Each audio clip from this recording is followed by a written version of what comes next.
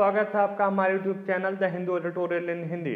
तो जैसा कि आप देख रहे हैं भारतीय राज्य व्यवस्था क्लास 3, तो आज हम इस सीरीज का तीसरा लेक्चर डिस्कस करेंगे, जिसमें कि हम आपको आगे के जो अभी तक मैंने आपको दो लेक्चर में भारतीय न्यायपालिका के बारे में डिस्कस किया कि कैसा उसका ढांचा है, किस तरह से विधि द्वारा जो स्थापित प्रक्रिया है वो चलती है तथा यथोचित विधि प्रक्रिया है वो कैसे चलती है। तो मैंने आपको डिटेल में समझाया भी था, एग्जाम्पल भी दिया था विधि द्वारा स्थापित प्रक्रिया और यथोचित विधि प्रक्रिया का। तो आप ये बताओ कमेंट सेक्शन में मुझे कि जो विधि द्वारा स्थापित प्रक्रिया है वो भारत में लागू है कि यथोचित विधि प्रक्रिया भारत में लागू है। निम्न में दोनों में से कौन सी लागू है, और लागू है तो क्यों लागू है, ये भी आप मुझे कमेंट सेक्शन में बताओ, क्योंकि मैंने आपसे डिटेल में डिस्कस किया था। अगर आप मेरा ये वीडियो देखना चाहते हो सीरीज 1 से पहला लेक्चर दूसरा लेक्चर, तो आप प्लेलिस्ट में जाके से देख लेना, आपको पूरी सीरीज मिल जाएगी। तो चलिए देखते हैं। और प्लीज़ हाँ, अगर आपको हमारा ये वीडियो अच्छा लगे तो इसे ज़्यादा से ज़्यादा लाइक करें, कमेंट करें और मेरे चैनल को सब्सक्राइब करना ना भूलें, क्योंकि देखो आप इसे शेयर करो ज़्यादा से ज़्यादा, जिससे मुझे मोटिवेशन मिले और मैं नेक्स्ट वीडियो और अच्छे से प्रिपेयर होकर आपके लिए बना पाऊँ, जो कि आपके किसी भी एग्ज़ाम के लिए बहुत ज़्यादा इम्पॉर्टेंट है ये हमारी भारतीय राज्य व्यवस्था। तो आप इसे प्लीज़ ज़्यादा से ज़्यादा शेयर करें। तो चलिए देखते हैं। अभी तक जो हमने डिस्कस किया था वो किया था विधि द्वारा स्थापित प्रक्रिया तक, और फिर इसके बाद यथोचित विधि प्रक्रिया, ड्यू प्रोसेस ऑफ लॉ।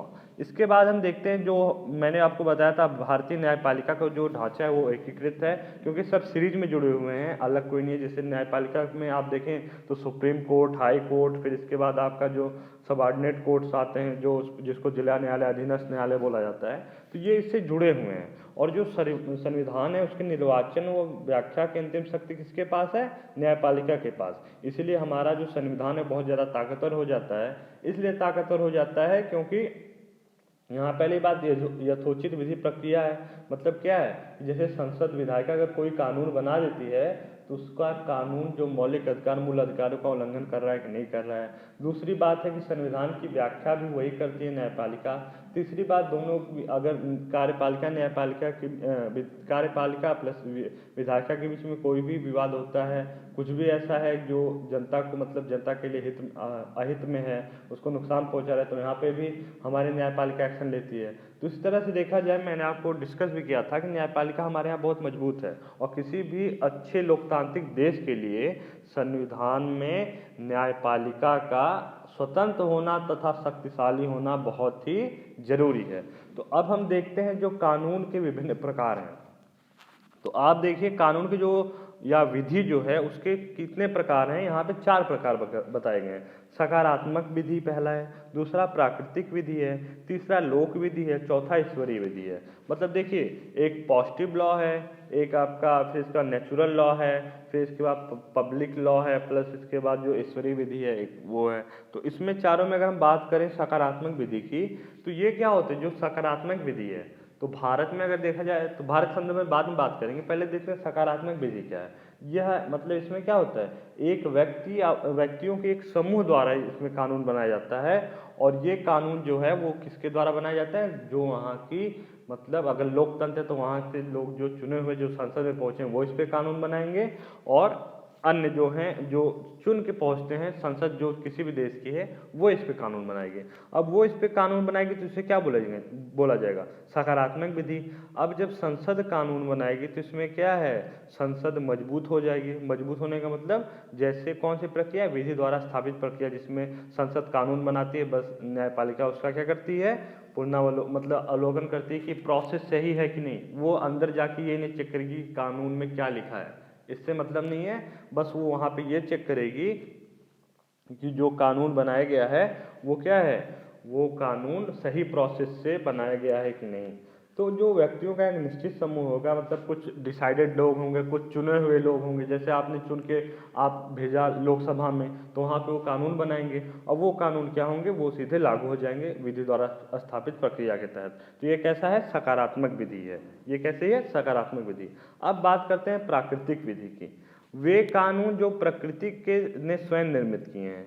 जैसे क्या है, प्रकृति ने, जब आप बोलते हो जन्म सिद्ध अधिकार है आपका, पढ़ना लिखना खेलना कूदना खाना पीना, ये सब आपका जन्म सिद्ध अधिकार है, इसे कोई छीन नहीं सकता है। तो कैसा है, प्राकृतिक, मतलब जो आपसे नेचुरली, मतलब जो मानवाधिकार हैं आपके, आपको कहीं घूमने की आज़ादी होनी चाहिए, आपको खाने पीने की मतलब आपको जो मन है वो खाइए पीजिए इसकी आज़ादी है, आप किस धर्म को पालन करते हैं उसकी आज़ादी है। तो ये सब क्या है, प्राकृतिक विधि है। और जो जहाँ मानवाधिकार और मूल अधिकार हो तथा जहाँ संविधान की सर्वोच्चता हो। तो अगर यहाँ पे देखा जाए संविधान की सर्वोच्चता, अब संविधान की सर्वोच्चता मतलब न्यायपालिका का उसमें इंटरफेयर करना, क्योंकि न्यायपालिका संविधान क्या है, संविधान को देख रेख तो वही करेगी। अब संसद अगर आ गई तो जो पार्टी आएगी वो अपने हिसाब से कानून बनाएगी कि उसके जो अनुयायी हैं उस पार्टी को जो फॉलो करते हैं उनका फायदा हो। तो जहाँ पे न्यायपालिका क्या हो, संविधान की रखवाली हो, संविधान का रखवाला हो, जो न्यायपालिका है वो संविधान की रखवाली करता हो, तो वहाँ पे क्या होता है, वहाँ पे हमारा प्राकृतिक विधि होती है। प्राकृतिक विधि में वही मतलब जैसे आपके जो नेचर द्वारा जो आपको अधिकार दिए जाते हैं कि आपको क्या है, आपको खाने का अधिकार है, आपको जो मन है वो खाइए, आपको जीने का अधिकार है, आपको पढ़ने लिखने का अधिकार है, आपको मतलब जो आपके जो क्या है डेली बेसिस के जो राइट्स हैं वो क्या है आपके किसके अंतर्गत आते हैं, प्राकृतिक विधि के। अब प्राकृतिक विधि की बात करें तो इसमें कौन से आते हैं, इसमें ड्यू प्रोसेस ऑफ लॉ मतलब यथोचित विधि प्रक्रिया आती है। इसमें क्या होता है, संसद द्वारा जो कानून बनाया जाता है उसमें न्यायपालिका इंटरफेयर करके देख सकती है कि ये कानून जनता के हित में है, मतलब जो मानव है उसके जो मौलिक अधिकार जो उसके मानवाधिकार है उसको कहीं प्रभावित तो नहीं करता है। तो कैसा है, प्राकृतिक विधि है। अब लोक विधि है। अब लोक विधि की बात करें जो परंपराओं से चलते हैं, मतलब कि पहले हमारे दादाजी थे वो इस तरह से काम करते थे, शादियाँ जो थी वो हमारे समय 14 साल में ही लड़कियों को हो जाती थी, 18 साल में लड़कों की हो जाती थी। मतलब क्या एक परंपरा को, ट्रेडिशन को ये फॉलो करते हैं, वो किस में आते हैं, लोक विधि में। और लोक विधि में क्या होती है, जो उसके जो कानून होते हैं, जैसे भारत में अगर देखो आप भारत में संदर्भ में चेक करो तो भारत में पहले 10-12 साल में लड़कियों की शादी हो जाती थी, लेकिन आज क्या है, आज वो डेट बढ़ चुकी है। तो क्या यहाँ पे हम परंपरा को फॉलो कर रहे हैं, नहीं, हम यहाँ पे परंपरा को फॉलो नहीं कर रहे हैं, जो ट्रेडिशन था उसको हमने छोड़ दिया। तो इस तरह से। और ब्रिटेन में क्या है, परंपरावादी है, मतलब ब्रिटेन जो एग्जाम्पल है वो क्या कंजर्वेटिव का, वहाँ पे कंजर्वेटिव पार्टी भी है एक, तो वो किसको क्या करती है, वो बस परंपरा को फॉलो करना चाहती है। वो ये नहीं चाहती आधुनिक समय में परंपराओं की ज़रूरत है या नहीं ज़रूरत है, वो क्या करती है, परंपराओं को फॉलो करती है। तो ये कैसी विधि में आती है, लोक विधि। अब देखिए सबसे खतरनाक ईश्वरीय विधि है, मतलब जो धार्मिक जो देखिए ईश्वरीय विधि खतरनाक नहीं बोल सकते, ईश्वर जो है जो भी धर्म है वो हमेशा सबका भला चाहता है, वो कभी किसी को कष्ट नहीं देना चाहता है। लेकिन जो उसको फॉलो करने वाले जो इसके मठाधीश बनते हैं, जो धर्म गुरु, जो मौलाना है, जो चर्च के पोप हैं, ये लोग इसको अपने बेनिफिट में यूज़ करते हैं, तो ये खतरनाक हो जाता है। तो ईश्वरीय विधि वो है जो धर्मतंत्र पर आधारित शासन प्रणाली है, जो ईश्वर के कथनों को ही कानून मानते हैं। मतलब क्या है, जो धर्मतंत्र पे चलता हो, धर्मतंत्र पे चलता मतलब धर्म के कुछ लोग होंगे, धर्म के जो पोप हैं या तो आपके मठाधीश होंगे, नहीं तो आपके धर्मगुरु होंगे, या तो मौलाना होंगे, ये चारों में से कोई एक होंगे जो इसके क्या होंगे, जो इसके द्वारा ईश्वर को अपना ईश्वर का अनुयायी अपने आप को समझते होंगे, और फिर उन्हीं के द्वारा नियम कानून सब बनाया जाता होगा। और जहाँ पे धर्म में किसी कानून की व्याख्या नहीं की जाती, ये अपने से तोड़ मरोड़ के व्याख्या पेश कर देते कि हाँ कुरान में ये कहा जा रहा है, गीता में ये कहा जा रहा है, हमारे बाइबल में ये कहा जा रहा है। तो ये इस तरह से क्या करते हैं, हमारे बौद्ध धर्म के ग्रंथ में ये कहा गया है, मतलब उसकी तोड़ मरोड़ के व्याख्या कर दिए या कुछ गलत व्याख्या कर दिए। क्योंकि जब उनका देखिए उनका एक प्रभाव है सोसाइटी पे, क्योंकि जिस धर्म को लोग फॉलो करते हैं, मान लो कोई ईश्वरीय विधि को फॉलो करने वाला देश है, मान लो आप पाकिस्तान है, और वहाँ पे कोई मौलाना है, उसको कुरान की ये आयत पता नहीं है, उसने क्या किया, उस आयत की गलत व्याख्या करके लोगों में भ्रम फैला दें कि हाँ ये कहता है तुम काफिरों को, काहिरों को, जो भी बोलते हैं उनको मारो। लेकिन वो कुरान की जो आयत है वो ये नहीं कहती, लेकिन इनको पता नहीं था, उन्होंने अपने हिसाब से व्याख्या कर दी। और वही जो रूढ़िवादिता की सोच है वो आगे तक बढ़ती चली आएगी, जो कट्टरपंथी धारा को भी जन्म देती है। तो यही बात है, ईश्वरीय विधि अच्छी है, लेकिन जो इसका उपयोग करते हैं, जो अपने इसको एक संसाधन के लिए यूज करते हैं, वो इसका क्या करते हैं, निगेटिव एस्पेक्ट लेते हैं। तो ये देखिए ये चारों था। सकारात्मक विधि में क्या होता है, व्यक्तियों के समूह द्वारा बनाया गया कानून, इसमें न्यायपालिका कमजोर होती है। आप बस इसमें ध्यान रखना, विधि द्वारा स्थापित प्रक्रिया होती है, तो यहाँ पे क्या होती है, यहाँ पे संसद मजबूत हो जाएगी और क्या हो जाएगी, न्यायपालिका कमजोर हो जाएगी। प्राकृतिक विधि में आपका जब नेचर वाला लॉ है वो क्या है, आपके जन्म से जुड़ा है, आपके मानवाधिकार हैं, आपके मौलिक अधिकार हैं, तो उनके लिए क्या होगा, नेचर मतलब वो भगवान द्वारा प्रदत्त अधिकार हैं, आपको नेचर द्वारा प्रदत्त हैं। तो ये क्या प्राकृतिक विधि है। लोक विधि है जो जो परंपराओं से जुड़ी होती है, जो परंपरा को ही फॉलो करते रहते हैं। वो देश आज के समय में विकास भी नहीं उतना अच्छा कर पा रहे हैं जितना उनके कंपैरिजन में, उनकी तुलना में लोकतांत्रिक देश कर रहा है। चौथा है आपका ईश्वरीय विधि, जिसे मैं बता, जिसे जो धर्म के फॉलो करता है, ईश्वर की विधि को फॉलो करता है, जो धर्म उनके हैं उनको फॉलो करता है। इसमें जो चर्च, मौलाना, मठाधीश और धर्मगुरु हैं वो अपने हिसाब से व्याख्या भी कर देते हैं। तो ये चारों विधि हैं। अब देखते हैं भारत के संदर्भ में जो है वो कौन सी विधि फॉलो होती है इन चारों में से। अब आप बताओ कमेंट सेक्शन में, भारत की जो विधि है वो किस तरह की है, सकारात्मक है, लोक विधि है, प्राकृतिक विधि है, ईश्वरीय विधि है। तो देखिए जो भारत की है, मैं आपको बता दूं, ये चारों को मिलाकर बनी हुई है। अब आप सोचोगे हम तो ईश्वरीय विधि को फॉलो नहीं करते, हम लोक विधि को फॉलो नहीं करते, तो हम तो प्राकृतिक विधि को फॉलो करते हैं। नहीं, पहले जो मूल बात है, कानून कौन बनाता है, विधायिका कौन, संसद बनाती है। तो पहली बात तो सकारात्मक विधि हो गई, क्योंकि आपके चुने हुए लोग होते हैं जो संसद में जाके बैठते हैं, संसद में जाके वो बैठते हैं वहाँ पे, तो फिर वो आपके हिसाब से कानून बनाते हैं। तो मूलतः क्या है, ये मूलतः आपकी सकारात्मक विधि है। अब बात करें, मैं आपको एक एक स्टेप बताता हूँ प्राकृतिक विधि कैसी है। प्राकृतिक विधि यही है कि जो न्यायपालिका है आपकी, वो आपके मूल अधिकारों तथा मौलिक अधिकारों, जो मूल अधिकार हैं प्लस मानवाधिकारों की रक्षा करती है। वो विधायिका द्वारा बनाए गए कानून को देखती है कहीं ये जनता के मौलिक अधिकार, जो मानवाधिकार है, उसको तो नहीं प्रभावित कर रहा है। अगर प्रभावित करता है तो उस कानून को वो रद्द कर देती है। तो इस तरह से दूसरे नंबर पर भारत की विधि वो कैसी है, पहली बात सकारात्मक है, दूसरी बात प्राकृतिक है। अब तीसरी बात मैं आपको बताता हूँ कि लोक विधि कैसी है। देखिए, जैसे जिन क्षेत्रों में मान लो कोई आदिवासी ग्रुप है, वहाँ पे क्या है, आदिवासी समूह है, तो वहाँ पे ना उनकी कोई, मान लो कोई परंपरा है, उसके ऊपर न सरकार ने कोई कानून बना रखा है, न जुडिशरी, न संविधान में कहीं लिखा हुआ है। तो वो क्या करते हैं, वो कानून को अपनी परंपरा के हिसाब से चलाते हैं, और वो परंपरा के हिसाब से चलाते हैं तो उससे किसी का नुकसान भी नहीं होता है। तो यहाँ पे क्या है, पहली सकारात्मक विधि है, दूसरी प्राकृतिक है, तीसरी यहाँ पे क्या आ गई, तीसरी आ गई आपकी लोक विधि। तो यह लोक विधि को भी महत्व देती है जो हमारी भारत की विधि है। जैसे जिन विशेष क्षेत्रों में संसद और न्यायपालिका और दायरा कानून न बनाया गया हो, मतलब जिन विशेष क्षेत्रों में क्या है कि संसद और न्यायपालिका ने कोई कानून न बनाया हो। जैसे मान लिया आप जहाँ रहते हो वहाँ पे देख लो, कोई ऐसी आप परंपरा को फॉलो करते हो कि जिसपे सरकार या न्यायपालिका ने कोई कानून न बनाया होगा, तो ये क्या है, लोक विधि है। अब आप सोचोगे सब कुछ तो है, हम तो धर्मनिरपेक्ष सुनते हैं, हमारी सेकुलर कंट्री है, तो हम कहाँ से ईश्वरीय विधि को फॉलो करते हैं। देखिए ऐसा नहीं है, ईश्वरीय विधि को भी फॉलो किया जाता है, लेकिन इसको तब तक सही माना जाता है जब तक कि ईश्वरीय विधि से जो धर्म तंत्र है, जो धर्म को फॉलो करते हैं, धर्म विशेष जो विचारधारा को फॉलो करते हैं, उससे किसी इंसान का, किसी मानव का अहित न हो, न उसके मूल अधिकारों, मानवाधिकारों का क्या हो, कोई प्रभाव न हो, तब तक ये ईश्वरीय विधि को न्यायपालिका लागू रहने देती है। अगर ये ईश्वरीय विधि किसी के भी मौलिक अधिकार, मानवाधिकारों का अगर हनन करती है, तो न्यायपालिका इस पर क्या करती है, इस पर एक्शन लेती है और उस जो ईश्वरीय विधि, धर्म विधि को निरस्त कर, रद्द कर देती है। जैसा कि एग्जाम्पल अभी आप देखो, जो 3 तलाक वाला मुद्दा था, उसमें क्या हो रहा था, स्त्रियों के साथ उनके मौलिक अधिकारों, मानवाधिकारों का हनन किया जा रहा था। उस पर किसने एक्शन लिया, न्यायपालिका ने एक्शन लिया, उस विधि को, 3 तलाक को खत्म कर दिया, 3 तलाक कानून को। तो जब न्यायपालिका देखती है, अभी जैसे हिंदू जो विवाह अधिनियम था, उसमें भी सरकार ने चेंज किया, संपत्ति वाले में महिला को अधिकार दिए। तो देखिए जहाँ पे जुडिशरी जो है हमारे, इसीलिए न्यायपालिका को शक्तिशाली बोला जाता है, कि जहाँ पे भी ऐसा भी कोई गतिरोध उत्पन्न होगा, ये धर्म विधि है जो किसी भी पुरुष या स्त्री के मानवाधिकार, मूल अधिकारों का हनन करेगी, तो वहाँ पे उस धर्म विधि को रद्द कर दिया जाएगा। इस तरह से मैंने आपको बता दिया कि जो भारत की विधि है वो कैसी है, सकारात्मक है, दूसरी प्राकृतिक है, तीसरी लोक है, चौथी आपकी चौथी क्या है, चौथी आपकी ये ईश्वरी विधि को भी अपने गुणों में समाहित करती है।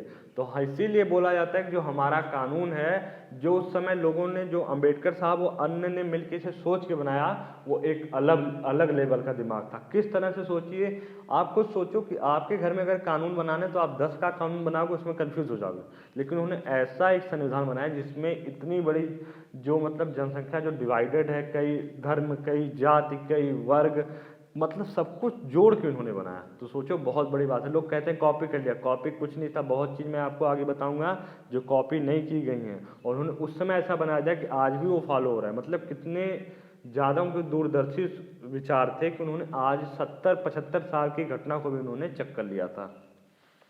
चलिए अब देखते हैं जो प्राकृतिक न्याय की अवधारणा है। ये देखिए पीडीएफ अगर आपको चाहिए मैं टेलीग्राम पे प्रोवाइड करा दूंगा, लिंक जो है इसका डिस्क्रिप्शन बॉक्स में दिया गया है, आप ज्वाइन कर लो वहाँ से, और वहाँ पे आपको पीडीएफ मिल जाएगी। अब बात करते हैं जो प्राकृतिक न्याय की अवधारणा है वो कैसे आई। देखिए प्राचीन काल में जब आप देखोगे राजा महाराजा थे वो निरंकुश होते थे, उनको राजा की इच्छा ही कानून होती थी, राजा का इच्छा ही वहाँ पे शासन होती थी। अब जब देखो, जब शासन जो है राजा की इच्छा है, वहाँ का शासन है, तो वह क्या करना पड़ता था, उससे यह सिद्ध नहीं करना पड़ता कि यह पारदर्शी या वस्तुनिष्ठ है। मतलब राजा ये नहीं बोलता था कि जो कानून मैंने बनाए हैं, यहाँ की जो न्यायिक व्यवस्था है वो पारदर्शी है, उसे कोई ज़रूरत ही नहीं है बताने, क्योंकि उसके पास सैनिक शक्ति है, कोई बोलेगा तो वो उसकी हत्या करवा देगा, उसको फांसी पर टंगवा देगा, इसलिए डर से लोग बोलते भी नहीं थे। और राजा जो भी बोल देता था, नहीं आप देखते हो हिस्ट्री में, एक आया राजा, उसने 3/4 कर रखा, एक ने आधा रख दिया, एक ने 1/3 रख दिया, मतलब इनके ऊपर डिपेंड था, ये चाहते थे, जो चाहते थे वो ये करते रहते, कोई निश्चित विधि इनकी नहीं थी। तो आधुनिक काल में क्या हो गया, मानव का जो महत्व था, जब से डेमोक्रेसी की बात आई, जब से वहाँ पे पुनर्जागरण काल हुआ, कहाँ हुआ पुनर्जागरण काल, ये यूरोप में हुआ। तो फिर जब यूरोप में पुनर्जागरण काल हुआ तो वहाँ पे वहाँ पे लोग अपने अधिकारों के प्रति क्या हुए, सचेत हो गए। जब सचेत हो गए लोग वहाँ पे, तो सचेत होने के बाद उनको लगा कि अब हमें क्या, व्यक्तित्व का भी विकास होना चाहिए, किसी व्यक्ति के व्यक्तित्व का विकास आवश्यक है। उसके लिए प्राकृतिक न्याय की अवधारणा आई, जिसमें क्या होता है, जिसमें अभी मैंने बताया कि इसमें जुडिशरी सर्वश्रेष्ठ होती है, और दूसरी बात इसमें न्यायपालिका, जो न्यायपालिका है वो मानवाधिकारों, मूल अधिकारों पर फोकस करती है। संविधान की यहाँ पे सर्वोच्चता होती है। तो जो न्याय प्रणाली को अगर पारदर्शी बनाया जाए, किस तरह से किसी का न्याय दिया जा रहा है, तो वो क्या है, वो है प्राकृतिक न्याय की अवधारणा। अब मैं देखो आपको एक एग्जाम्पल बताता हूँ। एग्जाम्पल ये है, जैसे कि आप मान लो आप बैठे हो, जज बनाया गया, कहीं आपको न्यायाधीश बना दिया गया, दो दोस्त हैं आपके झगड़ा करके आए, दो दोस्त आपके झगड़ा करके आए, तो आप बैठे हो न्याय करने, तो आप क्या करोगे, पहले दोनों पक्षों को सुनोगे। देखो प्राकृतिक न्याय की अवधारणा मैं समझा रहा हूँ आपको, आप दोनों दोस्तों के पक्षों को सुनोगे, फिर इसके बाद क्या करोगे, उसके बाद दोनों को सुनने के बाद आप जो एक दोस्त है आपका दूसरे पे आरोप लगा रहा है कि इसने मुझे मारा, तो आप जिसने मारा उसको भी सुनोगे, जिसने मार खाई उसको भी सुनोगे। फिर इसके बाद जब आप फैसला देने जाओगे, तो फैसला आप पहले क्या है, पहले तटस्थ हो जाओगे। मतलब क्या है, मैं न इसका पक्ष लूँगा न इसका पक्ष लूँगा, मैं जो सही डिसीजन है मैं उसको क्या करूँगा, उसका न्याय करूँगा। जो सही होगा कि इसने इसको मारा तो इसके साथ इसके कंपनसेशन, इसको मतलब किस तरह से इसको दंड दिया जाए। तो अगर आप सही न्याय करते हो और न्याय का क्या करते हो, व्याख्या करते हो, अब जैसे आपने बता दिया कि इसने मारा है तो इसको भी मारा जाएगा यहाँ पर, ठीक है, आपने बता दिया, तो आप जब निर्णय दिया आपने इसको मारा जाएगा, तो उस निर्णय की क्या की आपने व्याख्या की, उसको स्पष्ट किया कि इसको मारा क्यों जाएगा, इसको मारा क्यों जाएगा। तो ये बात हो गई। दूसरी बात, आप एक जो गवाह है उसको, जो अभियुक्त है, जिसके ऊपर आरोप लगाया गया है, उसको कभी आप ये नहीं कहोगे कि तुम अपने खिलाफ गवाही दो, उसके खिलाफ जो गवाही होगी दूसरा आदमी देगा, क्योंकि वो अगर अपने पक्ष में अपने खिलाफ देगा, अपने पक्ष में देगा तो अपना बचाव करेगा।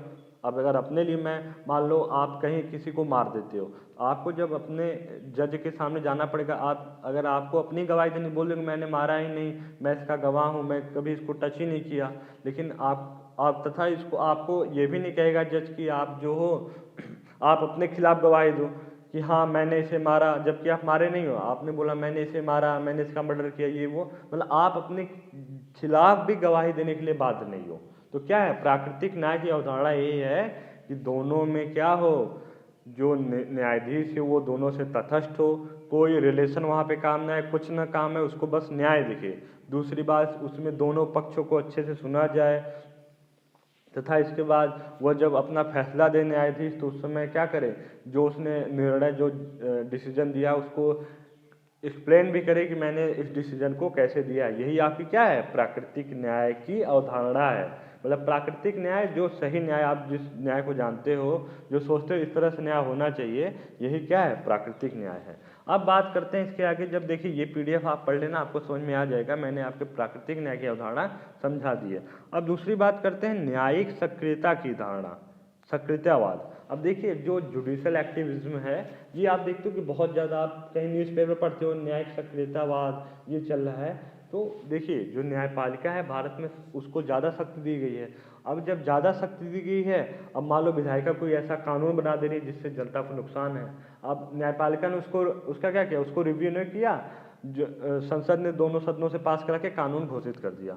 फिर इसके बाद कोई आदमी ऐसा है जो जाके क्या करता है, कोर्ट में, सुप्रीम कोर्ट में याचिका दायर करता है कि मेरे मौलिक अधिकारों का यहाँ पे हनन हो रहा है, मतलब हमारे मानवाधिकारों का हनन हो रहा है इस कानून से। तो फिर क्या होती है, तुरंत क्या होती है, न्यायपालिका एक्टिव हो जाती है, अरे ये कैसा कानून बना दिया, वो तुरंत उसको क्या करने लगती है, कानून को पूरा एक तरफ से देखने लगती है, कहीं कोई ऐसा नहीं है। जब लगता है कि ये कानून सही नहीं है, मतलब ये मौलिक मूल अधिकारों का हनन कर रहा है, तुरंत उसे रद्द कर देती है। तो यही क्या है, न्यायिक सक्रियतावाद, जो कि भारत में 20, 25, 30 साल से बहुत ज़्यादा ऊपर उठ के आया है। और वो किसी भी निरंकुश शासन तथा लोकतंत्र की जो क्या होती है, लोकतंत्र की तानाशाही, ऐसे जो शब्द आपको मैं आगे डिटेल में डिस्कस करूँगा, तो इस तरह के जो क्या है, आजकल लोकतंत्र की मर्यादा को जो भंग करते हैं, इस तरह के प्रावधानों को कौन खत्म करता है, न्यायपालिका। इसीलिए ये अवधारणा किसकी है, न्यायिक सक्रियतावाद की। और ये क्या करती है, विधायिका कार्यपालिका कोई ऐसा कार्य कर रही है, अब जैसे आप कार्यपालिका ने काम किया, अब उसके बारे में उसका जो लेखा जोखा है उसको जनता को बता नहीं रही है, जनता क्या जाती है, जनता सीधे जाती है, कहती है राइट टू इन्फॉर्मेशन एक्ट 2005 के हिसाब से हमें आपका ब्यौरा चाहिए कि आपने यहाँ पे क्या क्या खर्च किया, क्या क्या नहीं किया है। तो ये सब जो जनहित याचिका हैं, ऐसे जो कानून हैं, वो कहीं न कहीं न्यायिक सक्रियतावाद की धारणा को बढ़ावा देते हैं। आपको समझ में आ गया, न्यायिक सक्रियतावाद मतलब विधायिका कार्यपालिका के कार्य में न्यायपालिका द्वारा दखल देना ही न्यायिक सक्रियतावाद, मतलब न्यायिक जो जुडिशली है वो क्या है, एक्टिव है। अब बात करते हैं शासन प्रणालियों के प्रकार की। तो देखिए शासन क्या होता है, जो विधि है, अगर उस विधि का जो कानून आपने बनाया, उस कानून का अगर संचालन किया जाए कानून के हिसाब से, उसका क्या, उसको क्रियान्वयन किया जाए, वही क्या है, शासन है। मतलब विधि को क्रियान्वयन करना ही उसका क्या है, शासन है, उसी को क्या कहा गया है, शासन है। अब शासन प्रणाली, जो शासन की क्या है, प्रणाली, शासन किस तरह से, कितने प्रणालियाँ हैं, कितने टाइप्स हैं, उसके प्रकार देखते हैं।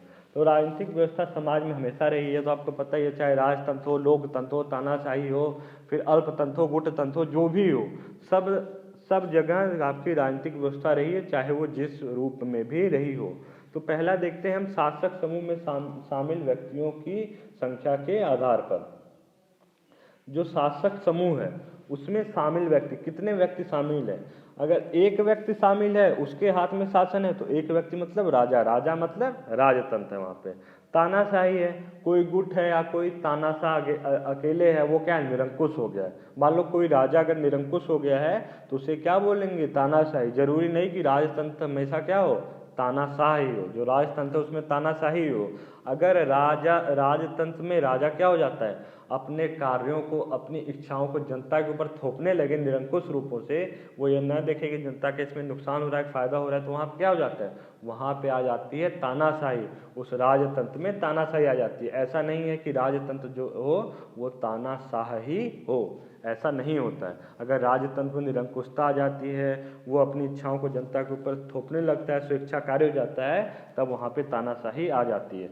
और तानाशाही जो मैंने आपको बताया, अनिवार्यतः एक व्यक्ति नहीं होता, इसमें कोई गुट भी हो सकता है जो एक विशेष विचारधारा को फॉलो करता हो। तो ये बात होगी राजतंत्र तानाशाही की। दूसरी बात करते हैं अल्पतंत्र गुटतंत्र की।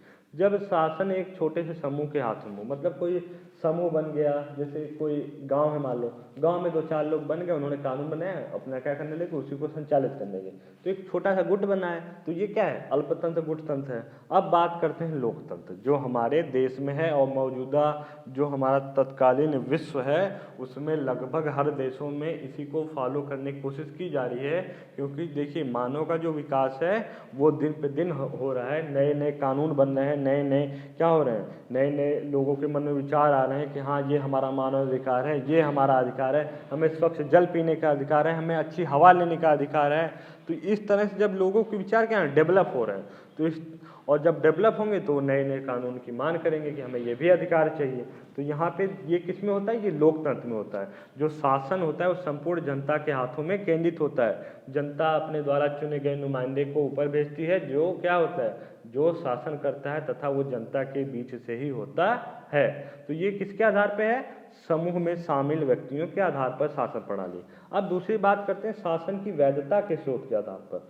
मतलब जो शासन किया जा रहा है, जो कानून का संचालन किया जा रहा है, क्रियान्वित किया जा रहा है, उसकी वैलिडिटी क्या है, वह किसके आधार पर वैध है कि हाँ ये आधार है, इसके ऊपर ये कानून क्या है, ये वैध है। मतलब जैसे आप हो, आपके घर में क्या है, आपके पापा हैं, तो आपके जो लोग हैं बाहर कैसे जानते हैं कि हाँ ये इनका बेटा है, ये फलाने का बेटा है, तो आपकी वैलिडिटी कहाँ है, आपके पापा के पास है। उसी तरीके से कानून जो है वो कोई बेस होगा, उसी के आधार पे ये आधारित होगा। तो बात करें धर्मतंत्र, जब धर्मतंत्र की बात करते हो आप समझ जाते हो, तो सरकार की जो वैधता होगी धर्मतंत्र पे किस पे होगी, धर्म ग्रंथों पे होगी। अब मान लो कुरान है, आपका गीता है, बाइबिल है, फिर इसके बाद आपके बौद्ध ग्रंथ है, जो भी है आपका, तो इसकी जो वैधता होगी धर्म ग्रंथों के ऊपर केंद्रित होगी। धर्म में जो लिखा गया होगा सरकार वही उसी का फॉलो करके कानून क्या क्या करेगी, संचालन करेगी।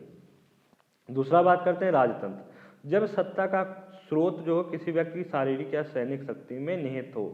मतलब जो सत्ता का जो स्रोत है क्या हो, राजा की इच्छा ही कानून है। एक ही व्यक्ति है वहाँ पे ना, राजा, जिसके हिसाब से कानून बन रहे हैं, जिसके हिसाब से सब कुछ डिसाइड हो रहा है, तो क्या है उसी के हाथ में, या तो सैनिक वाला हो, मतलब सैनिक वहाँ पे क्या हो, आर्मी रूल हो, जो सैनिक का जो गवर्नर जनरल हो, जो जनरल हो वहाँ पे हेड हो, उसके हिसाब से वहाँ पे कानून हो, तो वो क्या है, वो है राजतंत्र है। और राजतंत्र की समाप्ति कब होती है, जब तक कोई अन्य व्यक्ति सत्ता में न आ जाता हो, तब क्या हो, राजतंत्र बदल जाता है।